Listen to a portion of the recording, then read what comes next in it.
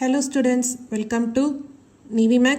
இன்னைக்கு வந்து நம்ம exercise 3.5ல 7th question பார்ப்போம். question என்னன்னா solve the equation 6x power 4 minus 5x cube minus 38x square minus 5x plus 6 equal to 0 if it is known that 1 by 3 is a solution.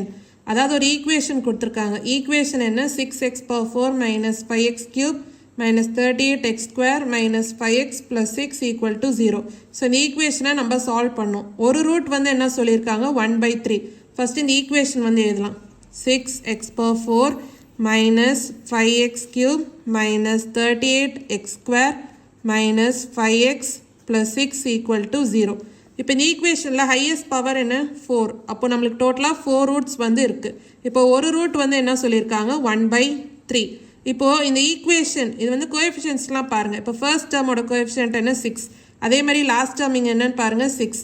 இப்போ சேமாக இருக்கா? இப்போ X கியூபோட coefficient என்னன்னு பாருங்கள் -5. அதே மாதிரி லாஸ்ட்லேருந்து முன்னாடி வாங்க. இப்போ கோஎஃபிஷியன்ட் வேல்யூ என்ன -5. So same.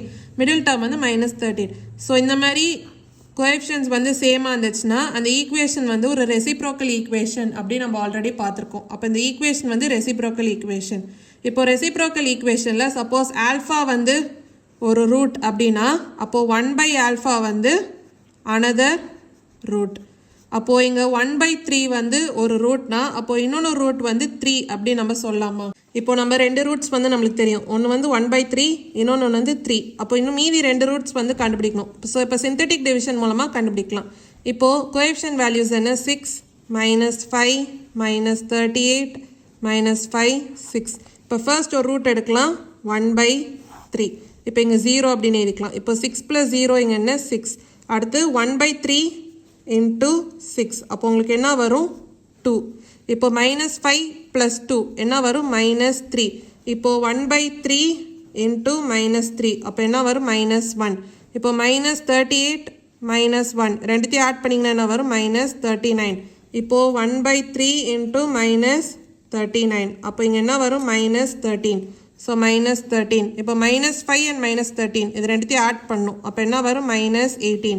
இப்போது 1 by 3 into -18. அப்போ உங்களுக்கு என்ன வரும் -6. இப்போ 6 plus -6 என்ன வரும் 0. இப்போ சிந்தட்டிக் டிவிஷனை நம்ம கண்டினியூ பண்ணலாம். இப்போது அடுத்த ரூட் வந்து எடுக்கலாம் என்ன 3.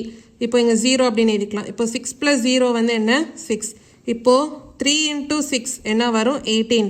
-3 plus 18 என்ன வரும் 15. இப்போ 3 into 15 என்ன வரும் 45. இப்போ -39 plus 45 என்ன வரும் 6. அடுத்து 3 into 6 வந்து என்ன 18. -18 plus 18 என்ன 0. இப்போது இந்த கோஎஃபிஷியன்ட்ஸ் வச்சு நம்ம ஒரு ஈக்குவேஷன் வந்து எழுதலாம். அப்போ உங்களுக்கு ஈக்குவேஷன் என்ன வரும் 6x square plus 15x plus 6 equal to 0 அப்படின்னு வந்துருச்சா?